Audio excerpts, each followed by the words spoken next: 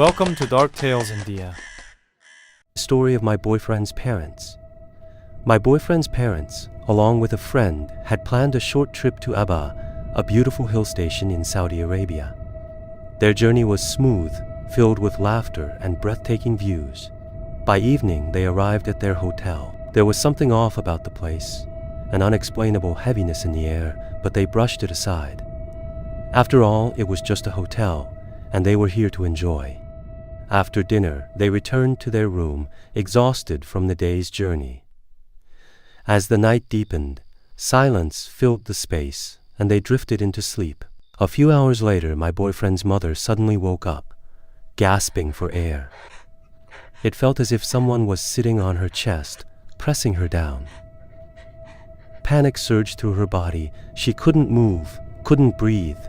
She forced herself to shake her husband awake. Trying to comfort her, he moved to her side of the bed while she took his.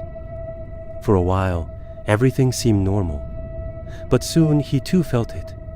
A crushing weight on his body, as if something unseen was holding him down. His heart pounded. There was something in that room. Fear settled in as they lay there, frozen, unsure of what to do. Should they leave? Should they ignore it? Just as they were contemplating, a sudden knock echoed through the room. The terrifying knock at 1 a.m. The couple exchanged horrified glances. Who could it be at this hour? Slowly, they made their way to the door and hesitantly opened it.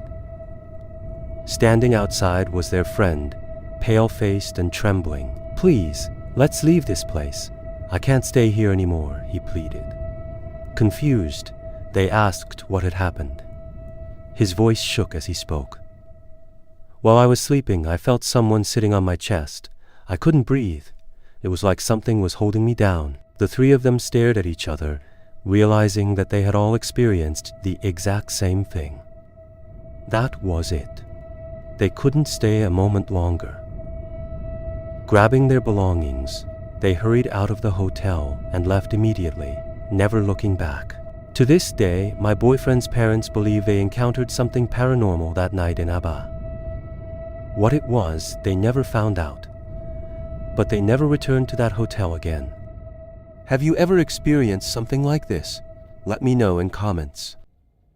When we moved to Bangladesh for 5 years, we never imagined our new home would become a place of fear.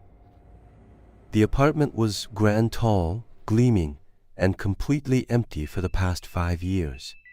It was beautiful, luxurious even, and when we first stepped inside, it felt like a fresh start. We took it without hesitation. But within the first 2 months, strange things began to happen. My mother fell ill first. It wasn't just a passing sickness. She became bedridden, racked with pain she couldn't describe. We took her to doctors, ran tests, and everything came back normal. Yet, she grew weaker each day, her body deteriorating before our eyes. My brother, only 5 at the time, started whispering that he felt someone else was in the house. But no one wanted to alarm me. I was just 11, so they kept their fears to themselves. I only knew that Ma was sick, too sick to eat, too weak to even sit up some days. Then came the nightmares. She would wake up screaming, trembling, saying she had dreamt of people trying to kill her. The panic in the house grew, but we still had no answers. At the same time, my father traveled to Kolkata for work and visited our family's Jyotish, a priest we had seen many times before. As soon as my father stepped inside, the man looked at him, his expression turning grave. "You must leave that house immediately," he said. "They will kill your wife." My father was stunned. No one had told the Jyotish anything, yet he had seen our nightmare unfold. But breaking the lease was nearly impossible. We were bound by contract, and the landlords weren't the kind to make exceptions.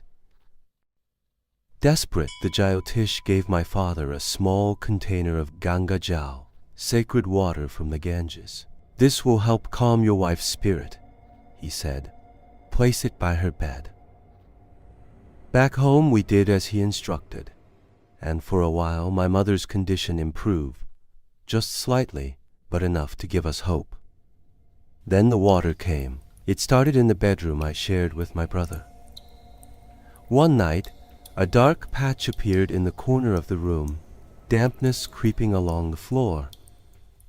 At first, we thought it was a plumbing issue, but the water kept spreading, inching closer to my bed. We called engineers, plumbers, anyone who could explain it. They inspected the walls, the floors, the pipes, but in the end, they just looked unsettled. "There's no water source here," one of them said. "This shouldn't be happening." Meanwhile, our housemaid, Alo, started experiencing something even more terrifying. At night, she would hear my mother's voice calling her, softly, softly at first, then more urgently, "Alo." But when she looked, my mother was asleep. Her quarters were near the kitchen, far from where Ma rested, yet the whispers came every night. She was so afraid that she refused to be alone after dark. The water in my room continued to spread, forming a slow-moving puddle, creeping closer and closer to my bed over the course of 2 months. At the same time, my mother remained weak, trapped in an unexplainable illness. We couldn't take it anymore. My father fought to break the lease, citing health concerns and the standing water. The landlords were furious, demanding we leave within 2 weeks. It was a blessing in disguise. The moment we signed the lease for a new place, the water, this eerie, unexplained presence, disappeared. By the time the movers arrived, the room was completely dry. As we packed our things, the workers looked around the apartment in confusion. "Why are you leaving?" one of them asked. "This is such a beautiful home." We didn't answer. We moved, and my mother recovered almost instantly. Whatever had haunted that apartment, whatever had been feeding off our fear, was left behind. Even now I wonder, who had been calling Alo's name in my mother's voice? And why had the water only appeared when we lived there, and vanished the moment we decided to leave? Some things are never meant to be understood. Thank you for listening to the Apartment of Whispers, the house near the graveyard. My father grew up in a small chawl with his family of 4, his father, mother, younger brother, and himself. The chawl they lived in had a graveyard right in front of it, setting an already eerie atmosphere. When they first moved in, my grandfather built a back door near the kitchen for convenience, but that door would soon become the source of something terrifying. One night, my grandmother had a horrifying dream. She saw a man standing at the back door, staring at her. She woke up screaming, shaking with fear. My grandfather and the kids rushed to calm her down, dismissing it as just a nightmare. 2 days later, something even stranger happened. During the daytime, my grandmother was walking into the kitchen when she noticed that the back door was wide open. She ignored it at first, thinking someone had left it open. She left the room for a moment to fetch something. When she returned, she froze. A long trail of blood had appeared out of nowhere. She let out a piercing scream, calling for help. Neighbors rushed in, and together they wiped away the blood. But the terror didn't end there. After that day, they started hearing stories from other families in the chawl. They too had seen strange things. Many had witnessed a man wandering around, and the way they described him perfectly matched the man in my grandmother's dream. It wasn't just one incident. This had happened many times before. The experience left my grandmother severely ill. She never fully recovered and sadly passed away in 2004. The events in that house were too much for my family to bear. They moved out immediately, leaving behind the haunted house and its terrifying memories. Have you ever experienced something like this? Let me know in comments. If you enjoyed this chilling tale, don't forget to like, share, and subscribe. More terrifying stories are coming soon. Stay tuned.